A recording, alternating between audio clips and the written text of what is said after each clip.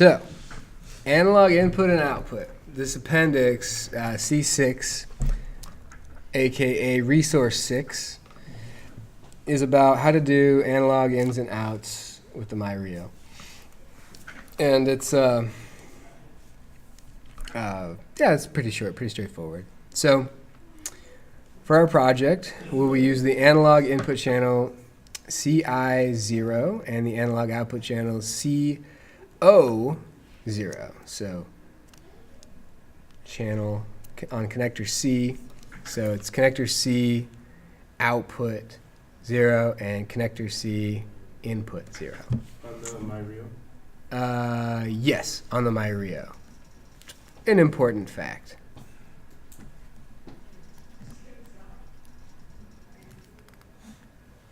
MyRio. They communicate with the processor through the FPGA. So the FPGA actually is doing the analog input and output for us, which is very helpful because it can do that at a very high rate. We don't have to go through the processor, which doesn't happen at a very high rate, relatively speaking. Before they can be used, they must be initialized using AIO initialize, and you hand it the channels you want initialized. So call it once, where CI0 and CO0 are structures that must be of type MyRio AIO. This initialization function is included in the ME477 library. So it's written for you. You don't have to do anything to initialize it besides just call this function. So analog to digital conversion. So everything that happens in the computer has got to be digital, right? But things that happen out in the real world have to be analog, so you have to take in an analog and convert it to a digital. Even the so-called digital inputs and outputs are analog that are just being interpreted at different levels, right? So the analog to digital converter takes in an analog input and gives us a digital representation of it. The single channel 12-bit analog to digital or converter, otherwise known as an ADC, measures the current value of the applied voltage in the range -10 to almost +10 volts.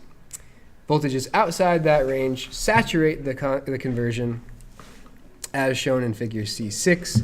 So if you put in 11 volts, you still get 10 volts in terms of the representation.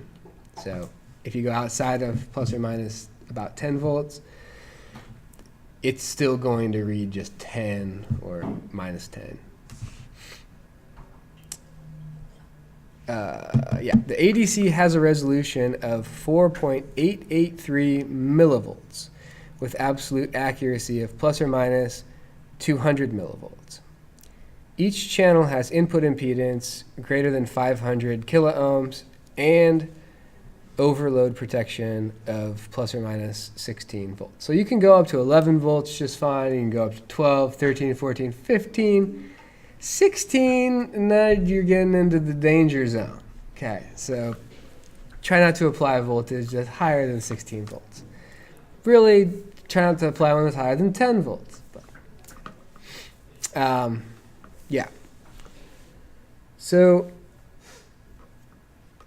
and it has a resolution of 4.883 millivolts. So, you know, it's got some amount of accuracy, but it's not like high precision for these analog inputs. You know, 5 millivolts is a significant amount of difference. You have to jump 5 millivolts at a time. You can't measure if it changes 1 millivolt. That isn't something you could detect. And the other thing is the accuracy. So this would be if you're going to use a calculation of uncertainty. This would be the value that you would need to use. A zero-order uncertainty calculation. #instrumentation. Yeah. Okay. Our library contains a function that reads a specified channel of the ADC and returns the converted value. Its prototype is AIO read, give it the channel, it gives you what the value is. Okay? So where channel is the pointer to the channel structure defined above. So the connector C, input 0, those used when you initialize it. So you got to initialize it first, and then you can read from it. So like what you'd think, essentially. So like this is all good. Right? Things that you would expect to see. So digital to analog converter. Single channel 12-bit digital to analog converter, DAC, produces a voltage at the output terminal in the range -10 to about +10 volts. Again, specified voltages outside the range saturate the conversion as shown in C7. So this time, if you want to put out something that's greater than 10 volts, it'll actually put out 10 volts. If you want to put out something that's less than 10 volts, it's actually going to put out -10 volts. Can we put, if we put the maximum and the minimum to like 13 volts, will it work? No. So it's this is actually hardware. It can't do more than that. So like if you ask it to, if you say like, if you write, The macro. if you say AIO, well, we're going to use AIO write. So AIO write this channel, and then you write the value like 11, 12, 13. It's going to just write 10. But we have also defined our macro, and that one we use Wyman. And So the macro we use inside our cascade function. So that we use it inside the cascade function. So and the only reason it's there, it's not actually useful in the sense that it doesn't change the output at that point. Like the output's still going to be 10 volts if it's saturated. We only do that so that when we keep track of what that output was, and we use it again in the next go round, it is an accurate value, and not a value that we couldn't actually output. So even if you put, so you don't have to do it. Our saturate is already going to saturate it for us inside our cascade function. So when we do our AIO writes, we don't even have to worry about it. Will never go above 10 because that's what our saturate will coerce it to anyways. But we don't technically have to if you weren't keeping track of what the past values were of the output. You wouldn't have to saturate it in Cascade. If you hand this AIO write 492, it's going to say, sure, 10. Yeah, cool. So, yeah. Good. The DAC has resolution, the same resolution of 4.883 millivolts with absolute accuracy at the same, plus or minus 200 millivolts. Each channel has a maximum drive current of 3 milliamps, a maximum slew rate of 2 volts per second, and an overload, or per microsecond, and an overload protection of plus or minus 16 volts. So these are just sort of like standard specs. You can look them up in the data sheet for the MyRio. So the D to A converter has these specs. So as is typical for an analog output from any microcontroller board, we can't drive very much current, right? 3 milliamps isn't very much current, so you can't drive a motor with that. You can't do anything with that, really, except for go into high impedance loads that are just there to measure what the analog output is. It's a so-called signal level current supply, and not something that could actually drive something. It's there to have it could provide a little bit of current just so that you can read what it is. But that's all that it's there to do. It's not there to actually make anything happen. You can do LEDs from it, but that's about it. You can't really drive anything significant with 3 milliamps. typically. So, our library contains a function then that accepts a specified channel for the DAC and converts and returns the converted value. Prototype is this. So, and I actually don't think this thing returns it. I don't know if this thing actually can. I think it's just void. So I don't think this actually does return. I don't think it returns the converted value. I think that Just write the value. it just writes the value. I think that I don't think this thing has a return value. That's why it's void. So be interesting to see. But I don't think it does return anything. So where channel is the pointer to the channel, structure defined above, and value is the specified value of the analog output voltage. So it's kind of what you would expect in terms of analog inputs and analog outputs.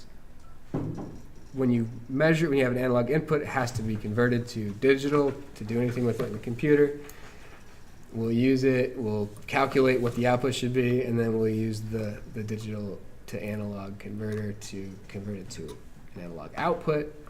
So analog input, measure it, analog output, write it. So yeah, any questions on that? So all we're doing in our code really is just reading and writing for analog digital output, or for analog to digital conversion? Yeah, so the analog to digital conversion, we don't have to do anything per se.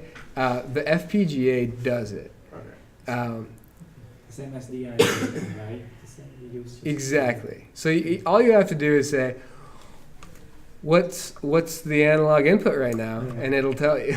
And then you say, I want my analog output to be this, and then it'll do that.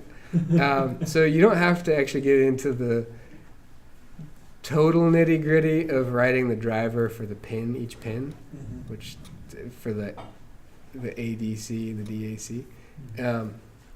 That's taken care of by the FPGA. And I will hope to have time to describe how it does it. It's kind of fun. It's kind of cool how it works. So hopefully this week I'll upload a little lecture that describes how it works. Yeah. This is pretty cool. So we don't have to write any code that does that.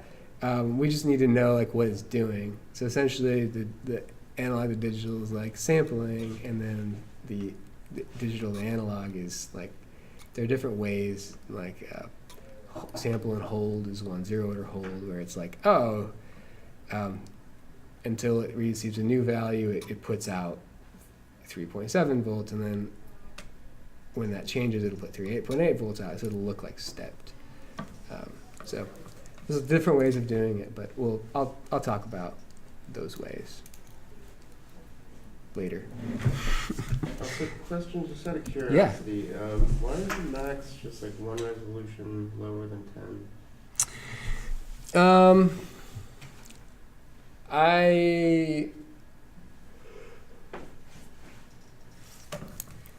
I don't have a good answer for it. I think it's just an accident. I mean, it's you're right that it's one resolution. It's it's 5 millivolts, which is the resolution.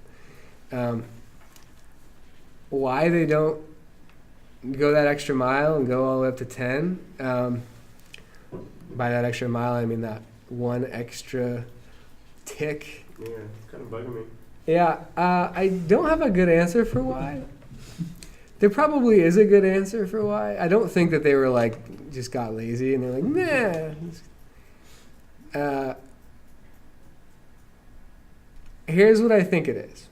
So this is pure speculation, but a somewhat educated guess.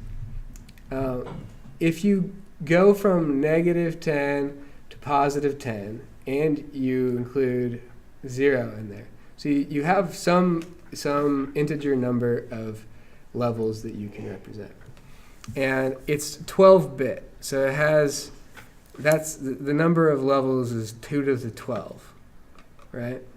So if you divide, let's see it. So what is 20 divided by 2 to the 12? 4.882 millivolts. 4.882 millivolts. So that's what the resolution is. But you only have, if you want to represent a number from -10 up to +20, so like this is like the fence post fallacy or whatever they call it, where like you have one extra to take care of at the end point. And I think that what they're doing here is they could give up a little bit of resolution to go up to 2 to the 12 minus 1. So it would be 4.884 millivolts. This is 4.882, which was the other one if you round it, 3 if you round it up. So they went with taking the resolution, because you could have done it that way, right? There are two downsides, I think, to doing it that way. You lose that little bit of resolution to go all the way up to 10. Also, you straddle 0, right? Mm-hmm. So you can't get 0 because 0 is halfway in between the two. So in this one, if you go up to 1 below, you can actually represent 0. Okay. So I don't know if it's, so I guess I have two theories. One theory is that they didn't want to give up the little bit of resolution, which wasn't much. This is just a little bit. The other theory is that they didn't want to give up being able to represent 0. I think they're both good reasons. I have a positivity bias too. Like, why wouldn't they use the +10 instead of the -10? But whatever. So yeah, I don't have a good answer, but it's a good question, and it did lead us into an interesting discussion that I wasn't anticipating. So. All right. If there's nothing else, we'll move on.